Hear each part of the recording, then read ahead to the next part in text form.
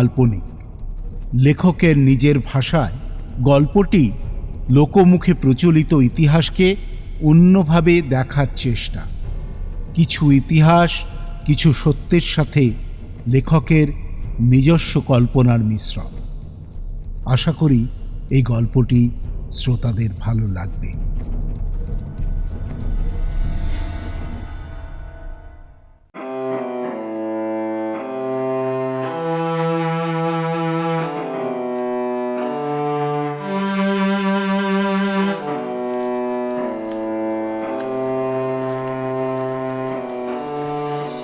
সামনের রাজপথটার বাম দিক থেকে একটা রাত জাগা পাখির শব্দ ভেসে আসতেই জিতেন্দ্র একটু সতর্ক হয়। দরজার বাইরে ওরা দুজন মাত্র প্রহরায়, তাই সমস্ত দায়ভার তাদের উপরই। তবে এই শব্দটা যে আদৌ কোনো পাখির নয় তা সে ভালোভাবেই জানে, আর এই বিশেষ সংকেতের মানেও। সামনের কালো লোহার ভারী দরজার একদিকের পাল্লাটা খুলে একটু সরে দাঁড়ায় সাথে অপরজন। কয়েক মুহূর্তের অপেক্ষা, তারপরেই আরো চারজন প্রতিহারী প্রায় নিঃশব্দে এসে দাঁড়ায় ওদের পাশে। পরনে গাঢ় খয়ের রঙের পোশাক, মাথায় শিরস্ত্রাণ। তারা এবার জিতেন্দ্রর পেছনের কারাগারের দরজার দিকে ইঙ্গিত করে। এবার ও একটু অবাক হয়, মানে সাজা তো কাল হওয়ার ছিল, আজ তাহলে এত রাতে এরা বন্দিকে বদ্ধভূমিতে নিয়ে যেতে বলছে কেন? তবে কি মুক্তি দেওয়া হচ্ছে? মনের মধ্যে এক ঝাঁক প্রশ্ন উকি দিলেও কোনো প্রশ্ন সে করল না, কারণ এই নবাবী কায়দা কানুন সে কিছুই সেরকম ভাবে বুঝে উঠতে পারেনি এই 4 বছরেও। এদের কোনটা প্রকৃত রাগ আর কোনটা যে ভালোবাসা তা যেন মাঝে মধ্যেই গুলিয়ে যায় তার। অবশ্য তার এসব জেনে বুঝেও বেশি কাজ নেই। নবাব মুর্শিদ কুলি খাঁয়ের পদাতিক সেনাবাহিনীতে যখন সে নাম লিখিয়েছিল তখনই প্রশিক্ষণের সময় তার মাথার মধ্যে ভালো করে ঢুকিয়ে দেওয়া হয়েছে যে তার কাজ বিনা প্রশ্নে হুকুম তামিল করা। এখন তো নবাব মুর্শিদ কুলিও আর বেঁচে নেই, তবে নতুন নবাব যে বেশ প্রজাহিতৈষী তা সেই মৃত্যুদণ্ডের আদেশেই বেশ বুঝতে পেরেছে। কি হলো, তাড়াতাড়ি করো, সামনে দাঁড়ানো সেই 4 জনের একজন বলে। নবাবী আদেশনামা চাই, জিতেন্দ্রর সঙ্গী আব্দুল্লাহ ধীরে ধীরে উত্তর দেয়। আগের প্রহরী এবার একটা নবাবী সিলমোহর দেওয়া ফরমান আব্দুল্লাহর দিকে এগিয়ে দেয়। আব্দুল্লাহ একটু আলোর দিকে সরে আসে, তারপর বেশ কিছুক্ষণ লেখাটা পড়ে। সিলমোহরটা মশালের আলোর দিকে তুলে চোখটা একটু সরু করে খুঁটিয়ে খুঁটিয়ে দেখে। সেও যে বেশ অবাক হয়েছে তা তার এই ভালো করে পরখ করে নেওয়া থেকেই জিতেন্দ্র বেশ বুঝতে পারছে।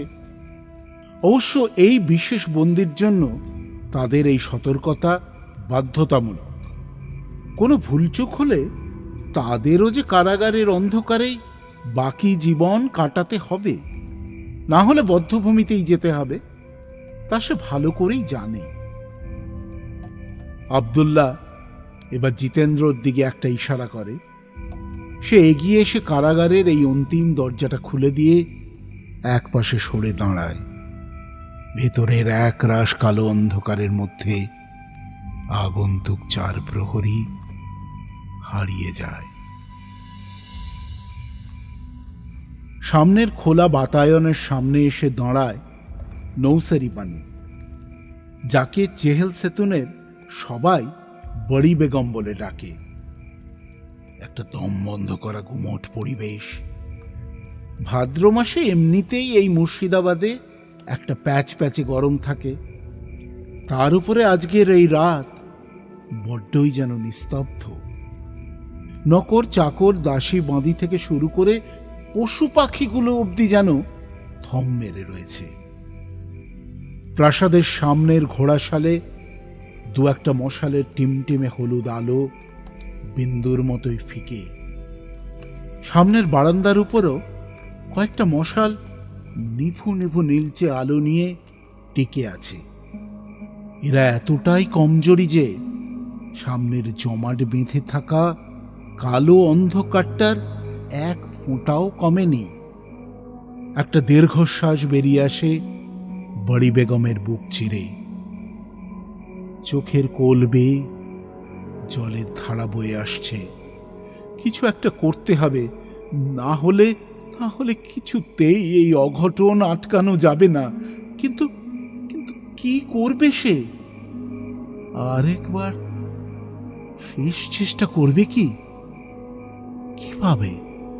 কিভাবে কি উপায়? তার কোনো ক্ষমতাই যে আর অবশিষ্ট নেই। এই বিশাল প্রাসাদের এক প্রান্তে সে পড়ে আছে মাত্র। আজকাল দাসী বাঁদিরা অবধি ঠিকমতো সম্মান করে না, অথচ কিছুদিন আগেও এরকম পরিস্থিতি ছিল না। নবাব মুর্শিদ কুলি খাঁর বেগম সে, কিন্তু নবাবের মৃত্যুর পর সুজাউদ্দিন নবাব হয়েই প্রথম যে কাজটা করেছে তা হলো তাঁর ক্ষমতা, প্রতিপত্তি, সুযোগ সুবিধা সব কমিয়ে দেওয়া। তার উপর কালকের ঘটনা যদি ঘটে তাহলে তো কথাই নেই, এই প্রাসাদের কোনো এক অন্ধকার কোণে পচে মরাই হয়তো তার ভবিতব্য হতে চলেছে। আর নিজের ভবিষ্যৎ চিন্তা যদি বাদও দেয়, তাহলেও কি এই বিরাট রাজনৈতিক ষড়যন্ত্র কার্যকর হতে দেওয়া যায়? আর যে ষড়যন্ত্রের বলি হতে চলেছে এমন একজন, যাকে সে নিজের গর্ভে না ধরলেও নিজের হাতে মানুষ করেছে। এই তো কিছুদিন আগেও যখন ওই মারণ রোগে শয্যা নিয়েছিল, তখনও ঠাই মেয়ের মাথার কাছে বসে আল্লাহর কাছে দোয়া চেয়েছে বড়ি বেগম, হোক না পালিত, তবু সন্তান তো। ভয়ে আশঙ্কায় বুকের ভেতরটা মুচড়ে ওঠে নৌসারি বানু বেগমের। চোখ থেকে গড়িয়ে আসা জলটা বাঁ হাতের তর্জনী দিয়ে মুছে নেয়। কিছু একটা করতে হবে, করতেই হবে। দ্রুত পদক্ষেপে পিছনের দরজা খুলে বেরিয়ে যায় সে। একটা ক্ষীণ শব্দ এগিয়ে চলেছে মুর্শিদাবাদ শহরের উত্তর দিকে। চারিদিক এত নিস্তব্ধ না হলে শব্দটা বোঝার উপায় ছিল না। খুব ভালো করে কান পাতলে তবেই বোঝা যায় কয়েক জোড়া পায়ের শব্দ, তাও এতটাই সন্তর্পণে যে বোঝার উপায় নেই। একটু এগিয়ে আসলে বোঝা যায় যে 4 জন লোক অত্যন্ত সতর্কতার সাথে কোনো একটা অত্যন্ত গোপনীয় কোনো উদ্দেশ্যে চলেছে। সামনের জনের হাতে মশাল জ্বলছে, কিন্তু সেটা এতটাই অনুজ্জ্বল যে সামনের দুহাত আর পেছনের দুহাত এলাকার বেশি আলোকিত করতে পারেনি। তার বাইরে গাঢ় কালোর রাজত্ব, কিন্তু সেই ক্ষীণ আলোতেও বোঝা যাচ্ছে যে সামনের জনের পেছনে একজন অত্যন্ত বলশালী ব্যক্তির কাঁধের উপর ভারী কিছু একটা রয়েছে, কালো কাপড়ে মোড়া। আর তার পেছনেই আরো 2 জন ব্যক্তি প্রায় অন্ধকারে মিশে এগিয়ে আসছে, তাদের হাতে বল্লম। এবার একটু খেয়াল করলে বোঝা যায় 4 জনের পরনেই গাঢ় খয়ের রঙের সৈনিকের পোশাক। এই পোশাক নবাবের খাস গোপন সেনাবাহিনী, তা আলাদা করে বলে দিতে হয় না। তারা এবার দ্রুত অথচ সতর্ক পা ফেলে সামনের একটা প্রাচীর ঘেরা বাগানের সামনে গিয়ে দাঁড়ায়। প্রাচীরের তোরণটা পেরিয়েই সামনের ঠিক মাঝ বরাবর একটা সিঁড়ি উঠে গেছে। তার উপর একটা ছোট মসজিদ। মসজিদটা দেখতে অনেকটা পূর্বতন নবাব নির্মিত কাটরা মসজিদের মতো। 4 সৈনিকের দলটা এবার সিঁড়ির সামনে গিয়ে দাঁড়ায়। তারপর সিঁড়িতে না উঠে বাঁদিকের একটা দরজা দিয়ে ঢুকে আসে। তাদের সামনেই সিঁড়ির ঠিক নিচেই একটা কবর খোঁড়া অবস্থায় রয়েছে। সেই দিকে একবার দেখে মাঝের জন একটা দেওয়ালের ধার ঘেঁষে কাঁধ থেকে কালো কাপড়ে মোড়া ভারী বোঝাটা অত্যন্ত সতর্কতার সাথেই নামায়। তবু সেটা মাটিতে পড়তেই পুরুষ কণ্ঠের অস্ফুট আর্তনাদ বেরিয়ে আসে। সামনের জন এবার দ্রুত হাতে ধরা মশালটা মাটিতে ঘষে নিভিয়ে দেয়, আর তার সাথে ঘন কালো অন্ধকারে ডুবে যায় চারিদিক।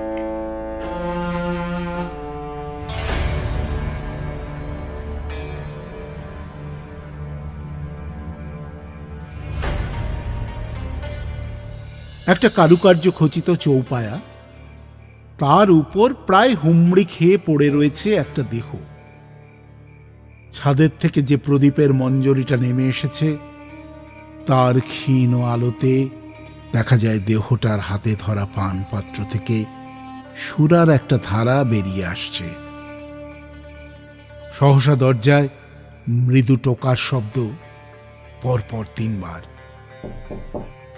দেহটা এবার খুব ধীরে ধীরে মাথা তুলে পেছনের দিকে তাকায়।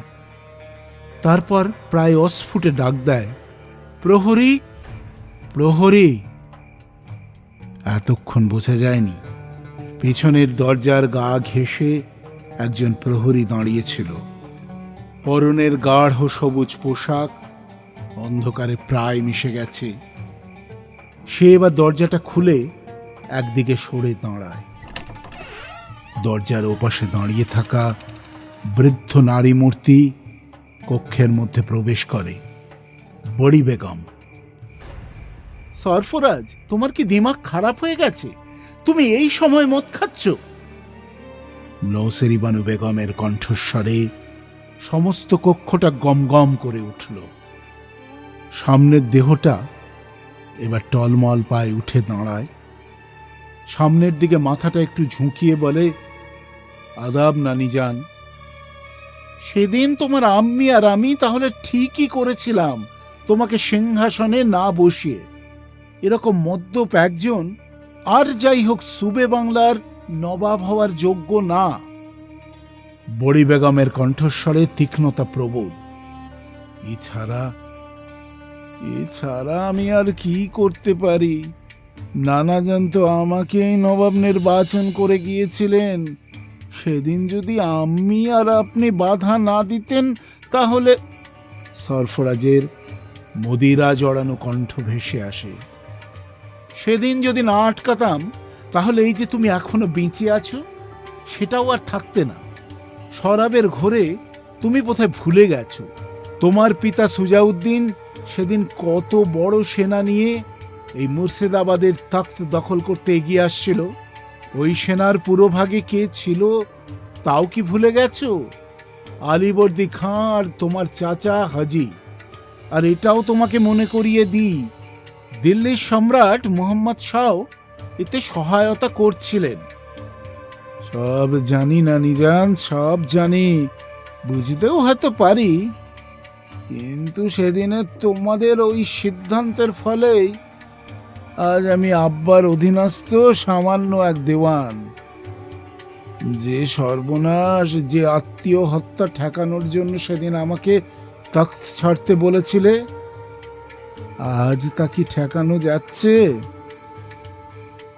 সরফরাজ প্রগলাভের মতো বলতে থাকে। নৌসারি বানু বেগম এবার খানিকক্ষণ চুপ করে থাকে। চোখের কোণ ঠেলে বেরিয়ে আসা জলটাকে আর শাসন করল না। খানিকটা এগিয়ে এসে সরফরাজের একদম কাছে এসে দাঁড়ালো। তারপর ধীরে ধীরে বলল, আমি আজ তোকে অনুমতি দিচ্ছি, তুই বিদ্রোহ কর ওই লম্পট নবাবের বিরুদ্ধে। বড়ি বেগম বা সরফরাজ কেউই খেয়াল করল না যে তার কথাটা শেষও হলো না, তার আগেই দেওয়ালের পাশ থেকে এক কালো ছায়ামূর্তি দরজার ওপাশের কালো অন্ধকারে মিশে গেল। তার সম্ভব নয় নানি, সমস্ত সেনা আব্বুর অধীনস্থ, এমনকি এখন তো প্রজারা অবধি নবাব সুজাউদ্দিনের গুণগান করছে, বিশেষ করে এই সাজাটা ঘোষণার পর থেকে। এখন নবাবের বিরুদ্ধে বিদ্রোহ করা মানে জনগণকে খেপিয়ে দেওয়া। এমনিতেও তারা এতদিন ভয় ভয় ছিল নিজের বাচ্চাকে নিয়ে, আর আজ যখন দোষীর মৃত্যুদণ্ড। সরফরাজ ধীরে ধীরে মাথা নাড়ায়।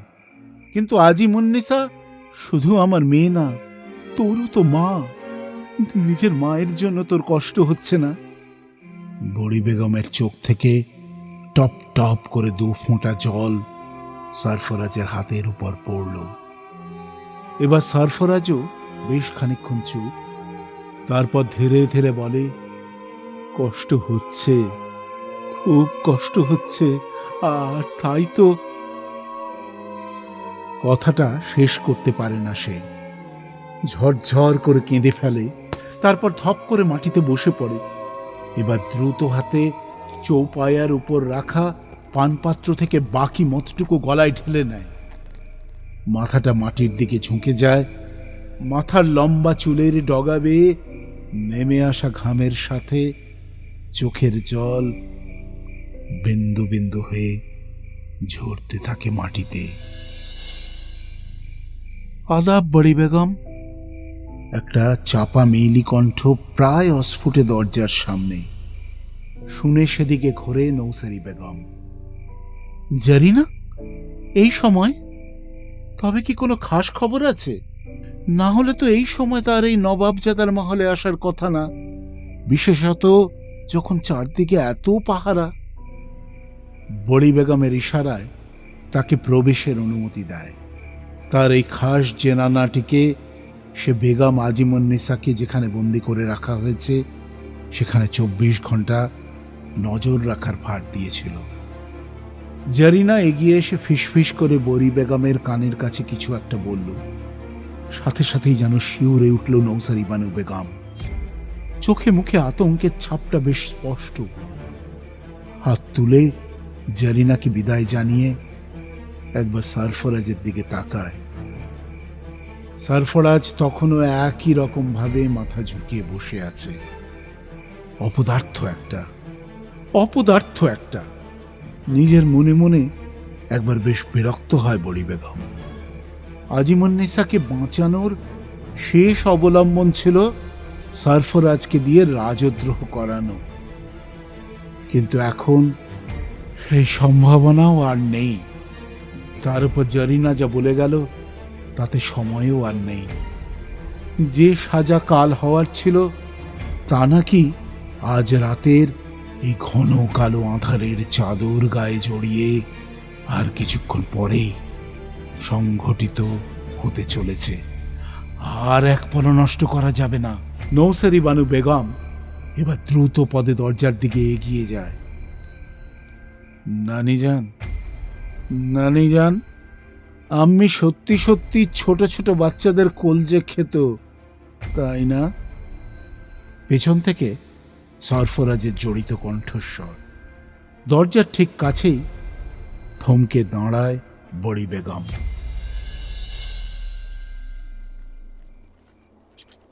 চিরিক করে মাটিতে থুতু ফেলল জিতেন্দ্র।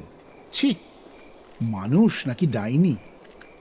না হলে এরকম করে কেউ দিনের পর দিন ছোট ছোট শিশুর কলচে খেতে পারে, তাও আবার অসুখ সেরে যাবার পরও? আর হাকিমকেও বলিহারি, কি এমন অসুখ হয়েছিল যে এরকম পথ্য দিতে হয়? জিতেন্দ্রর নিজেরও একটা 3 বছরের ছোট মেয়ে আছে। মাসখানেক আগে যখন ছুটির পর এই মুর্শিদাবাদে ফিরে এলো, তখন বউটাকে অনেকবার সাবধান করে এসেছে মেয়েকে যেন কোনোভাবেই একলা না ছাড়ে। যেভাবে একের পর এক গ্রাম থেকে বাচ্চা উধাও হচ্ছিল, তাতে গাঁয়ের সব বাচ্চার বাবার মতো সেও খুব ভয় ভয় ছিল। কিন্তু তখনও তো জানতো না যে আগের নবাবের ছোট মেয়ে, মানে বর্তমান নবাবের বিবি আজিমুন্নিসা বেগমের গোপন নির্দেশেই তার গোপন অনুচরেরা এভাবে বাচ্চা চুরি করে আনতো, আর সেই বাচ্চাদের কলজে প্রত্যেক দিন নাকি আজিমুন্নিসা বেগম খেত। না না, সেদিন ভরা দরবারে এই কথা প্রমাণ হয়ে গেছে যে এই জঘন্য কাজ নবাব মুর্শিদ কুলি খাঁর সময় থেকেই তার পেয়ারের ছোট বেটি করে চলেছে। মানুষ এত নীচ হয়, এত পাষণ্ড হয়! ছি! নবাব একদম ঠিক সিদ্ধান্ত নিয়েছে যে আজকে রাতেই বেগমের সাজা হবে, না হলে কাল দিনের আলোয় প্রজাদের সামলানো মুশকিল হতো। সবাই যা ক্ষেপে আছে, তার নিজেরই তো ইচ্ছে করছে কোমরে গুঁজে রাখা তলোয়ারটা এখনই আমুলে বসিয়ে দিতে এই রাক্ষসীটার বুকে। জিতেন্দ্র আবার একদলা থুতু ফেলল রাস্তার উপরে। মুর্শিদাবাদের রাজপ্রাসাদের এক প্রান্তে যে অস্থায়ী কারাগার তৈরি হয়েছিল কেবলমাত্র বেগমকে বন্দি রাখার জন্য, সেখান থেকে একটা পালকি চলেছে রাজপথ ধরে। পালকির মধ্যে অচৈতন্য আজিমুন্নিসা বেগম। যে চারজন নবাবের ফরমান নিয়ে এসেছিল তারাই পালকিটা বয়ে নিয়ে চলেছে।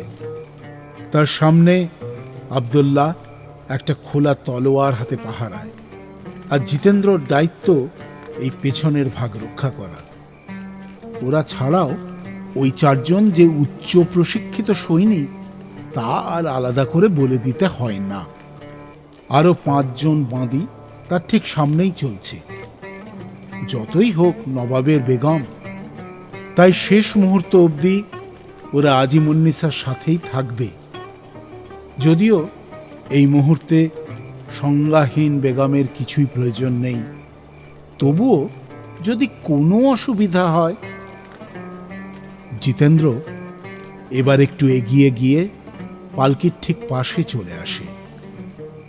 পালকির পর্দা অল্প ফাঁক, তার থেকে একটা ফর্সা হাত চোখে পড়ছে।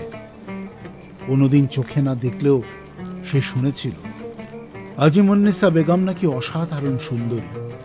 অত পুরুষ পতঙ্গ যে ওই রূপে জ্বলে পুড়ে মরেছে রাতের পর রাত, কে জানে। কিন্তু তার চেয়েও যেটা অসাধারণ ছিল তা হলো তার ব্যক্তিত্ব। তার চোখের দিকে তাকিয়ে কথা বলার ক্ষমতা কারোর নেই, এমনকি বর্তমান নবাবেরও না।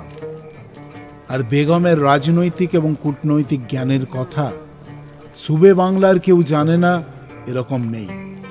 কিন্তু তা সত্ত্বেও একটা মানুষ এভাবে নরখাদক কি করে হতে পারে? নিজের কর্মফল তো ভোগ করতেই হতো। আর জিতেন্দ্র নিশ্চিত আজ নবাব মুর্শিদ কুলি খাঁ বেঁচে থাকলে তিনিও একই সিদ্ধান্ত নিতেন।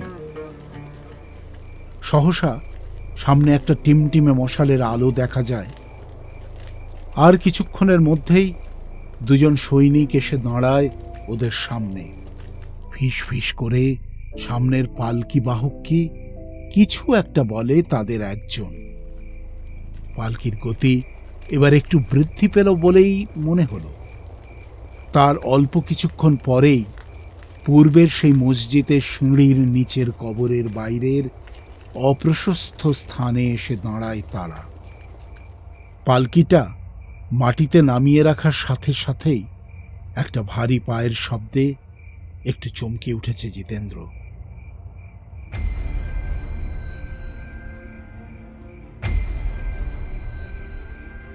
তোমার কি মনে হয় তোমার আম্মি জান এরম কোনো কাজ করতে পারেন? সরফরাজের দিকে স্থির দৃষ্টিতে তাকিয়ে থাকেন নৌসেরা বানু বেগম। কি জানে, আমার সব যেন কেমন গুলিয়ে যাচ্ছে। অপর প্রান্ত থেকে একটা দ্বিধাগ্রস্ত কণ্ঠ ভেসে আসে। বেশ কিছুটা সময় চুপ করে দাঁড়িয়ে থাকে বড়ি বেগম। তারপর ধীরে ধীরে বলে, তাহলে ওর সাথে শাস্তি আমারও প্রাপ্য, কারণ কলজেটা লোকের পুত্র হিসেবে আমি মানিয়ে দিতাম, আর সেটা মানুষের না বকরির। কথাটা শেষ করেই কক্ষ থেকে দ্রুত বেরিয়ে আসে নৌসারি বেগম। সামনের টানা বারান্দা দিয়ে দ্রুত হাঁটতে শুরু করেন, তবে নিজের মহলের দিকে না, বরং উল্টো দিকে। অনেকটা দেরি হয়ে গেছে। সরফরাজের কাছে সাহায্য প্রত্যাশা করার বদলে নিজে এতক্ষণ চেষ্টা করলে হয়তো জান্নাতের সাজাটা আটকানো যেত।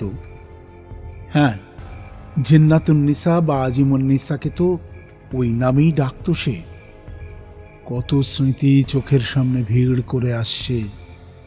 জান্নাতের অস্ত্র শিক্ষা, তার পড়াশুনো সব যেন ভিড় করে আসছে স্মৃতির পটচিত্রে। চোখে টলটল করতে থাকা জলটা চোখেই আটকে আরো দ্রুত হাঁটতে থাকে নৌসারি বানু বেগম। আদাব বড়ি বেগম, আপনি ওইদিকে কোথায় যাচ্ছেন? সহসা তিনজন খয়ের রঙের পোশাক পরা সৈনিক তার পথ রোধ করে দাঁড়ায়। এরা যে সুজাউদ্দিনের খাস সেনা তা তার অজানা নয়, কিন্তু এরা এখন এই মহলে কেন, আর তার পথরোধ করার অধিকার বা সাহস পেল কোথা থেকে? বেত্তামিজ, আমাকে এই প্রশ্ন করার গুস্তাকি তোমাদের হয় কি করে? রাগে ফুঁসতে ফুঁসতে বড়ি বেগম উত্তর দিল। তার কথার কোনো উত্তর না দিয়ে একটা ফরমান এগিয়ে দিয়ে পূর্বের সৈনিক বলল, দেশদ্রোহে প্ররোচনা দেওয়ার অপরাধে আপনাকে নজরবন্দি করার হুকুম দিয়েছেন নবাব। সৈনিক তিনজন এবার বড়ি বেগমকে ঘিরে দাঁড়ায়। নৌসারি বানু বেগম স্থানুবৎ হয়ে যায়, তারপর কাঁপতে কাঁপতে মাটিতে বসে পড়ে।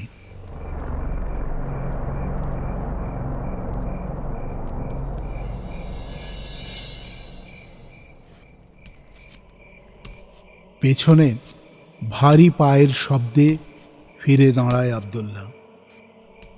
একটা কালো ছায়া এগিয়ে আসছে, আর একটু কাছে আসতে মশালের আলোটা মুখের উপর পড়তে চমকে উঠল সে। ইমাম সাহেব! ইমাম নিজে এসেছেন এই সাজা দিতে, আর হবে নাই বা কেন? যে ভয়ঙ্কর সাজা দিয়েছেন নবাব, তাতে ইমামের নিজে আসাটাই স্বাভাবিক। আর ইনি তো নবাবের খাস লোক, তাই নবাব নিজে না আসলেও এই গুরু দায়িত্ব তো কোনো বিশ্বস্ত হাতে অর্পণ করবেন, সেটাই স্বাভাবিক। ইমাম এগিয়ে এসে চাপা অথচ গম্ভীর স্বরে জানতে চান, হাকিমকে দাফন করা হয়েছে? একটু আগের যে চারজন সেনা কালো কাপড়ে মোড়া ভারী বোঝাটা নিয়ে এসেছিল, তাদের একজন এগিয়ে এসে বলে, জি হ্যাঁ, ওই যে বাইরের কবরটাতে, বলে মসজিদে ওঠার সিঁড়ির বাঁ দিকটা নির্দেশ করে। তারপর ফের বলে, কিন্তু উনি তখনও বেঁচে ছিলেন, তাই আবার কথাটা শেষ হয় না। তার আগেই আব্দুল্লাহকে যে সৈনিক ফরমান দিয়েছিল সে বলে, এবার পরের কাজ শুরু করো, ভোরের আগেই সাজা বলবৎ করার নির্দেশ আছে। পাঁচজন বাঁধি এগিয়ে আসে। তারা ধীরে ধীরে পালকি থেকে আজিমুন্নিসা বেগমের দেহটা নামিয়ে নিয়ে আসে। সাজা হবার সময়ও যাতে বেগমের দেহ কোনো পুরুষ না স্পর্শ করতে পারে, সেই ব্যাপারে নবাবের স্পষ্ট নির্দেশ আছে। বেগমের দেহের মৃদু উত্থান পতন স্পষ্ট।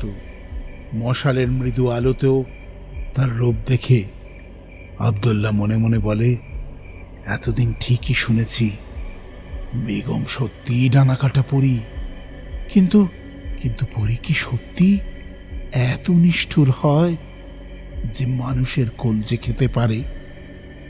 বাঁদিরা কোনো রকমে ধরাধরি করে সিঁড়ির নিচের কবরখানায় বেগমের দেহটা নিয়ে যায়। তারপর একটা মখমলের কাপড়ের উপর শুইয়ে দেয়। এই কবরখানা আজিমুন্নিসা বেগম নিজে বানিয়েছিল নিজের পিতা মুর্শিদ কুলি খাঁর অনুকরণে। তার ইচ্ছে ছিল মৃত্যুর পর এই সিঁড়ি দিয়ে যতজন মানুষ মসজিদে যাবে তাদের পায়ের ধুলোতে তার জীবিত অবস্থার সমস্ত পাপ ধুয়ে যাবে। সেদিন কে জানত কি জঘন্য পাপ তিনি দিনের পর দিন করে চলেছেন, আর তার ফলশ্রুতিতে তাকে নবাব এই সাজা দেবেন। ইমামের নির্দেশে এবার একজন বাঁদী এগিয়ে এসে বেগমের অচেতন দেহর উপর পবিত্র জল ঢালতে শুরু করে। সহসা জিতেন্দ্রর মনে হলো বেগমের দেহটা যেন একটু কাঁপছে। তবে কি বেগমের হুঁশ ফিরছে? বেগমের দেহের মৃদু কাঁপুনিটা যে বাকিদেরও নজর এড়ায়নি সেটা সে বুঝতে পারল। আগের সৈনিক একটু এগিয়ে এসে ছোট একটা শিশি বেগম আজিমুন্নিসার নাকের কাছে চেপে ধরেন। বেগমের দেহটা পুনরায় নিস্তেজ হয়ে যায়। 5 জন বাঁদী বাদে বাকিরা এবার বাইরে বেরিয়ে আসে।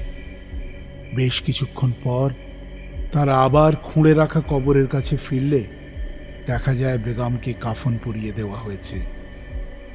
ইমামের নির্দেশে এবার বেগমের অচৈতন্য দেহ কবরের মধ্যে নামানো হয়। তিনি মৃদুস্বরে বলতে থাকেন, বিসমিল্লাহি ওয়ালা মিল্লাতি রাসূলিল্লাহ। বেশ কিছুক্ষণ সবাই নিশ্চুপ। বাইরের আকাশ যেন থম মেরে দাঁড়িয়ে আছে।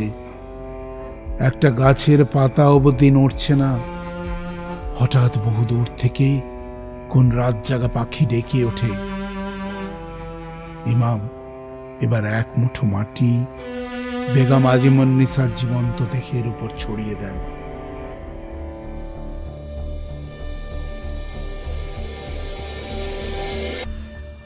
ঠিক সেই মুহূর্তেই চেহেল সেতুনের নিজের মহলে বসে আছে আরেকজন। সামনে দাবার গুটি সাজানো। কালো মন্ত্রী সাদা মন্ত্রীর দিকে নজর রাখছে। একটা হলুদাভ নীল আলো সমস্ত কক্ষের অন্ধকার দূর করতে পারেনি। এই কমাস ধরে ধীরে ধীরে প্রত্যেকটা গুটি সাজিয়েছে সে। মুর্শিদ কুলি খাঁর মৃত্যুর পরই সরফরাজকে নবাব ঘোষণা করার মাধ্যমে যে প্রবঞ্চনার চেষ্টা করা হয়েছিল তা সেদিন বেগম আজিমুন্নিসা আটকালেও সে জানত ভবিষ্যতে সে নিজে পরিণত হবে বেগমের হাতের পুতুলে। আজিমুন্নিসাকে সে যেদিন প্রথম বেগম হিসেবে দেখেছিল সেদিন থেকেই বুঝতে পেরেছিল কি প্রচণ্ড ব্যক্তিত্ব তার। আর সেই ব্যক্তিত্বের ছায়া ধীরে ধীরে লম্বা হচ্ছিল তার উপর। হয়তো নবাবের মুকুট তার মাথায়, কিন্তু আসল ক্ষমতা থাকবে তার আদরের বেগম জয়নাব ওরফে আজিমুন্নিসার হাতেই। রাজনৈতিক থেকে কূটনৈতিক সব দিক থেকেই অসম্ভব বুদ্ধিমতী জয়নাব, আর সাথে প্রজাদের প্রতি অসম্ভব ভালোবাসা, জনমুখী কাজ তাকে করে তুলেছে জনতার নয়নের মণি। সুজাউদ্দিন নবাবের সিংহাসনে হয়তো বসল, কিন্তু আসল নবাব তো বেগম আজিমুন্নিসাই। কথাগুলো আবার মনে পড়তেই রাগে হাতে ধরা পানপাত্রটা প্রবল আক্রোশে ছুঁড়ে ফেলল সে। পেতলের নকশা করা পাত্র ঝনঝন করে দুবার লাফ দিয়ে গড়িয়ে যায়। এটা কি শুধুই রাগ? এতদিন এই চেহেল সেতুনের নকর চাকর দাসী বাঁদী সহ সমস্ত প্রজাদের সামনে আজিমুন্নিসাকে ভালোবাসার যে মুখোশটা সে এতদিন পরে থাকতো তা যেন একটু একটু করে এই নিভৃত নিরালা কক্ষে খসে পড়ছে। তার বদলে দু চোখে ফুটে উঠছে ঘৃণা, তীব্র ঘৃণা।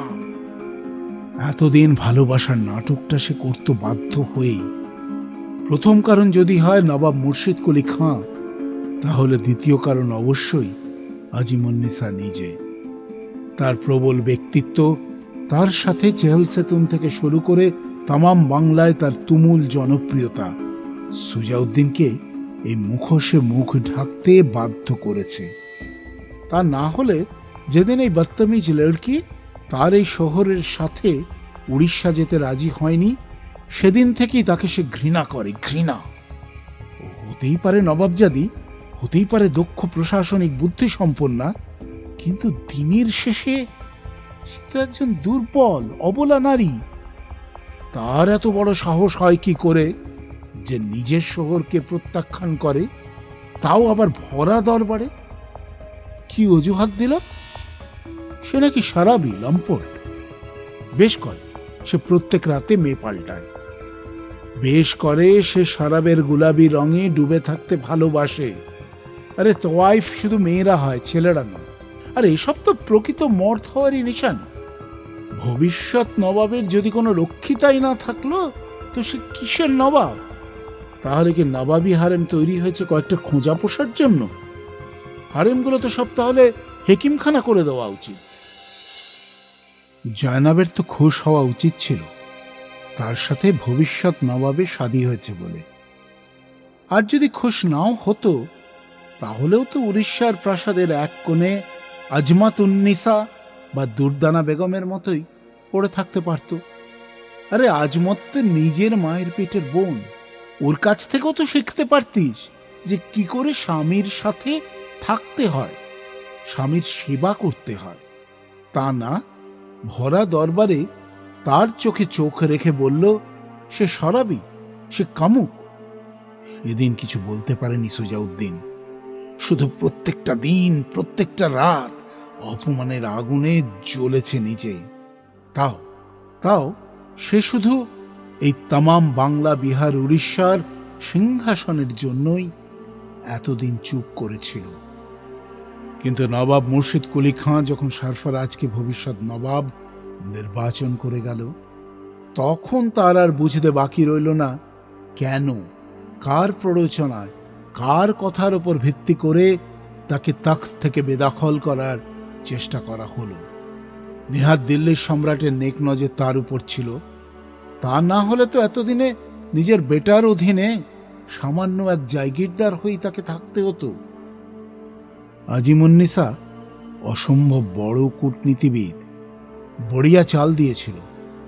ছেলেকে বুঝিয়ে তাকে নবাব বানিয়ে ভেবেছিল আসল ক্ষমতার রাশ নিজের হাতে রাখবে, যাকে বলে এক ঢিলে দুই শিকার।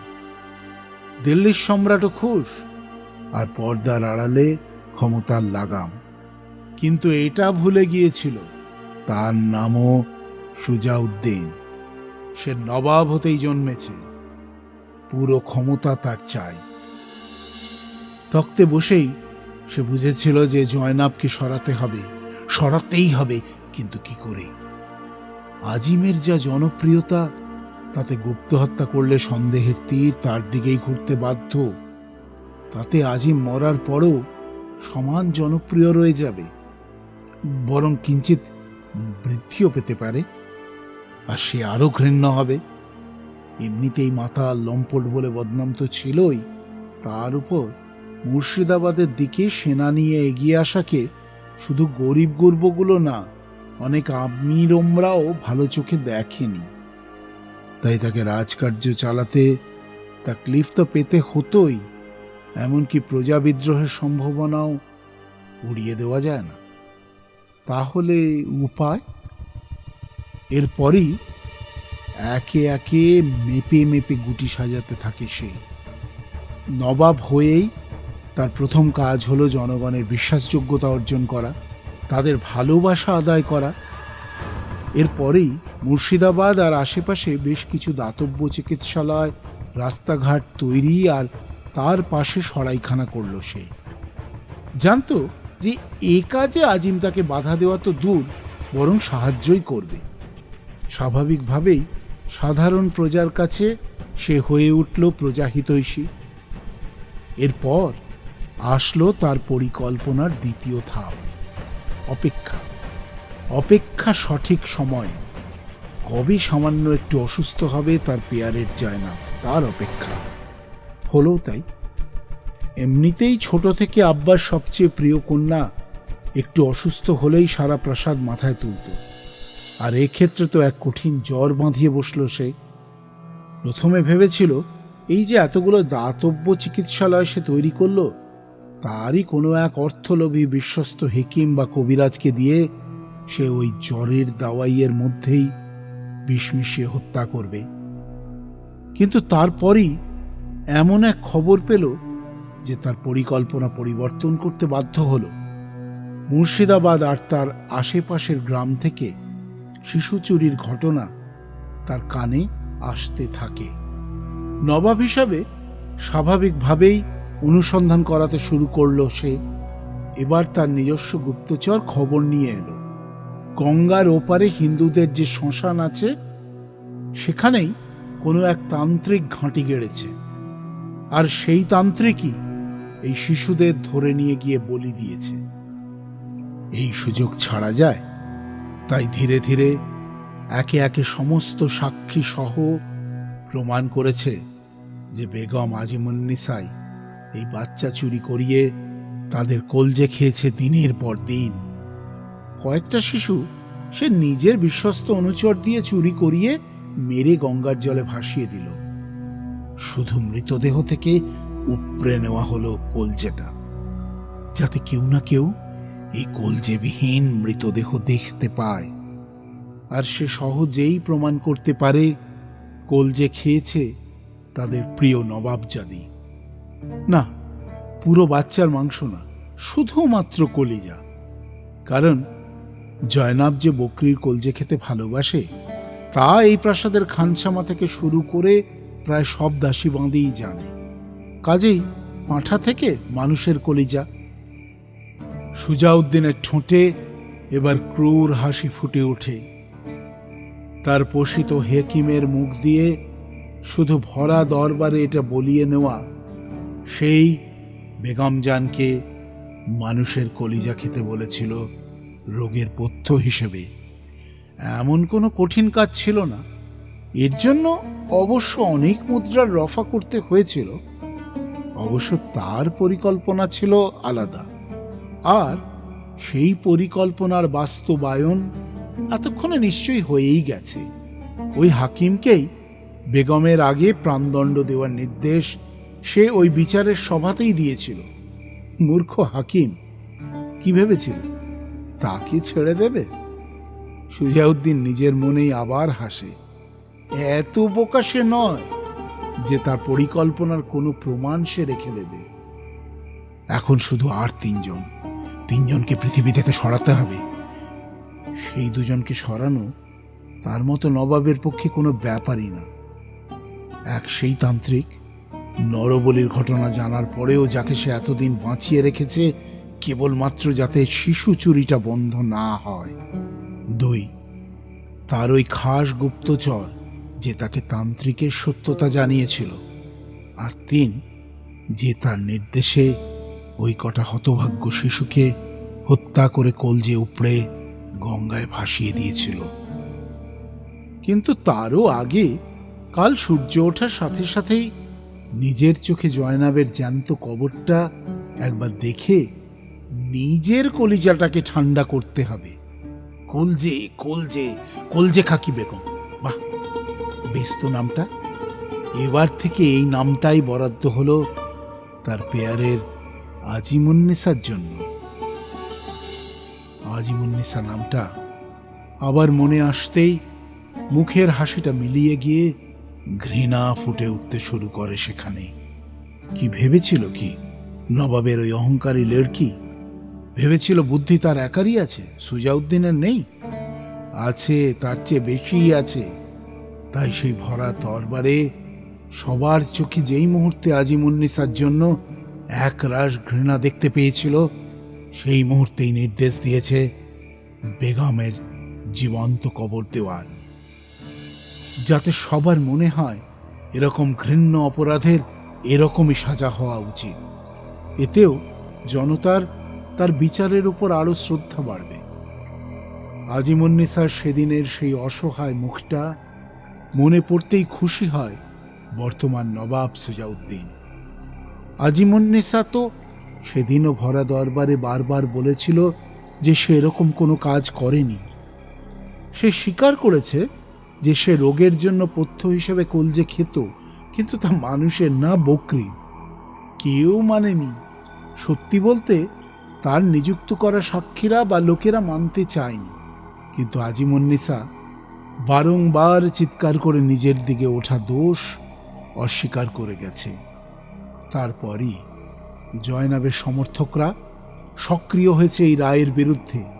তাদের পছন্দিদা নবাবজাদিকে বাঁচানোর জন্য জনমত তৈরি থেকে শুরু করে বিদ্রোহ করার পরিকল্পনা অবধি করে ফেলেছিল।